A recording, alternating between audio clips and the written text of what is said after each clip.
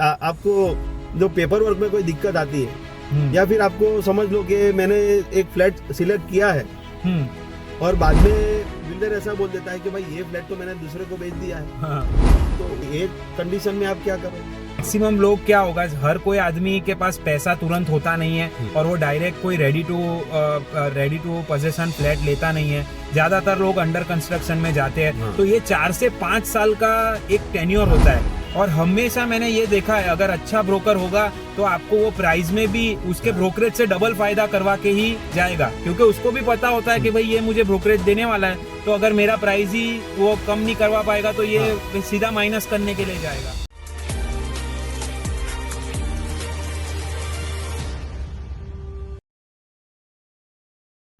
विशाल भाई, अभी जो हमने पहले डिस्कस किया था कि first time buyer ground research कैसे करे, उसके ऊपर हमने काफी डिटेल में डिस्कशन किया था। तो सपोज मैं फर्स्ट टाइम बायर हूँ, मैंने ग्राउंड रिसर्च भी कर लिया और मुझे मोटा मोटी एक ओवरव्यू का नॉलेज तो आ गया। हाँ। अब मेरा जो सबसे बड़ा सेकंड क्वेश्चन मेरे सामने आता है कि मैं जो फ्लैट है या जो भी प्रॉपर्टी है वो मैं डायरेक्ट बिल्डर के थ्रू परचेस करूं या मैं कोई ब्रोकर के थ्रू जाऊं, क्योंकि ये मार्केट में एक परसेप्शन है कि भाई क्यों ब्रोकरेज देना, ये कोई भी बायर होता है और फर्स्ट टाइम बायर को तो ऐसा ही लगता है कि भाई क्यों मैं 1.5%, 2% या 1% जो भी XYZ है वो ज्यादा दूं। तो इस पे प्लीज थोड़ा क्लैरिटी दीजिए। ठीक है, बहुत अच्छा क्वेश्चन है। ज्यादातर लोगों का यही सोचना रहता है कि ब्रोकर होता है तो वो ब्रोकरेज लेगा खाली। हाँ। वो लोगों का ऐसा परसेप्शन है कि ब्रोकर लोगों का काम क्या है।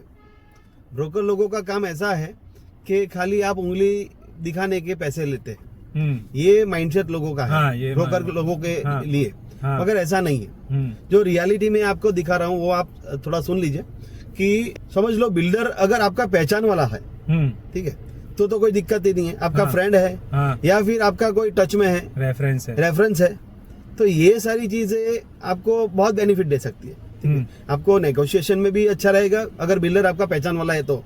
और अगर नहीं है तो जिम्मेदारी कौन लेगा?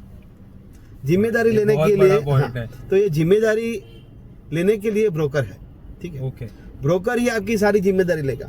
ठीक है, और ब्रोकर भी आपका पहचान वाला होना चाहिए, नहीं कि बिल्डर का। ये भी एक बात है। ये भी एक चीज आपको ध्यान रखनी है। ठीक है, और वैसे भी देखो कोई दिक्कत तो नहीं आती अगर आप ब्रोकर को इन्वॉल्व करते हो।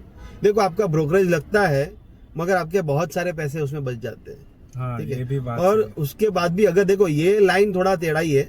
ठीक है, ये रियल एस्टेट मतलब बिल्डर वाला लाइन है, बिल्डर के साथ इंटरेक्ट करना थोड़ा टेढ़ा ही है। ये तो फ्रैंक बता रहे हैं, तो सबको नॉलेज है, होता ही है।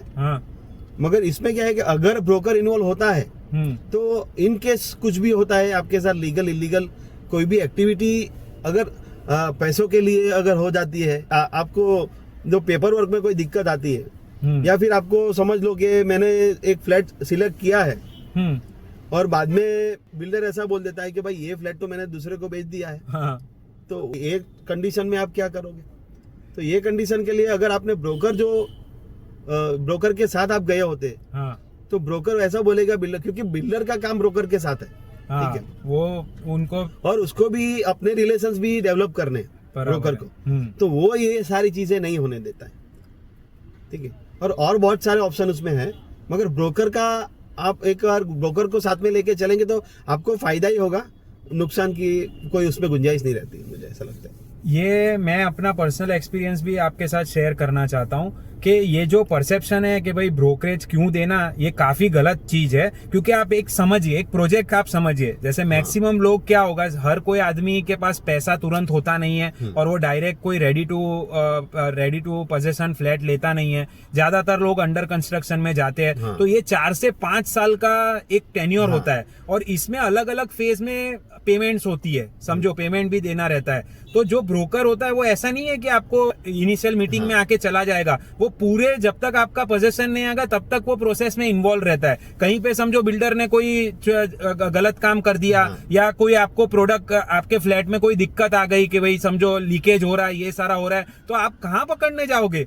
आप वो जो 1-1.5 लाख रुपए आप बचाने जा रहे हो, उसकी जगह आपको 10-15 लाख का भी फटका पड़ सकता है। और ये चीज ऐसी है कि भाई इतने हिडन टर्म्स एंड कंडीशन होते हैं, वो हर जगह पे होते हैं। ठीक है, तो कोई ना कोई इसके अंदर अगर आपके बिहाफ पे गारंटी ले रहा है, आप ये चीज समझो कि आप 2 महीना रिसर्च करके अगर आप एक्सपर्ट बन जाओगे तो वो जो ब्रोकर है वो तो 10-10 15-15 साल से ये फील्ड के अंदर है और उसका हर जगह पे नेटवर्क है। और हमेशा मैंने ये देखा है अगर अच्छा ब्रोकर होगा तो आपको वो प्राइस में भी उसके ब्रोकरेज से डबल फायदा करवा के ही जाएगा, क्योंकि उसको भी पता होता है कि भाई ये मुझे ब्रोकरेज देने वाला है, तो अगर मेरा प्राइस ही वो कम नहीं करवा पाएगा तो ये सीधा माइनस करने के लिए जाएगा।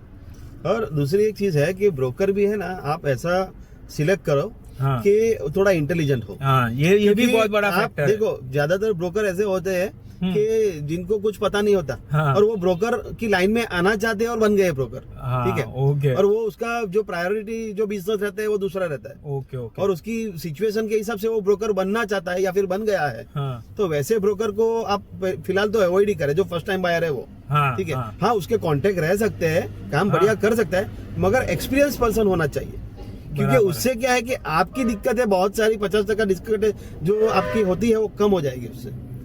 ठीक है, तो ये सारी चीजें बहुत आपको काम लगेगी।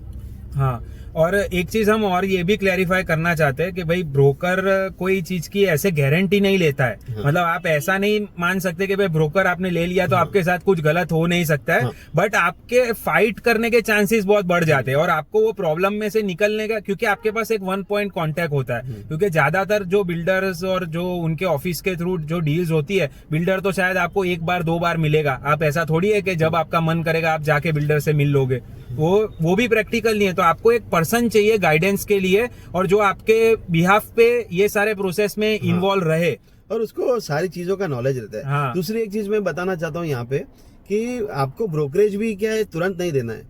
आपने बुकिंग कर दिया नहीं देना है ब्रोकरेज।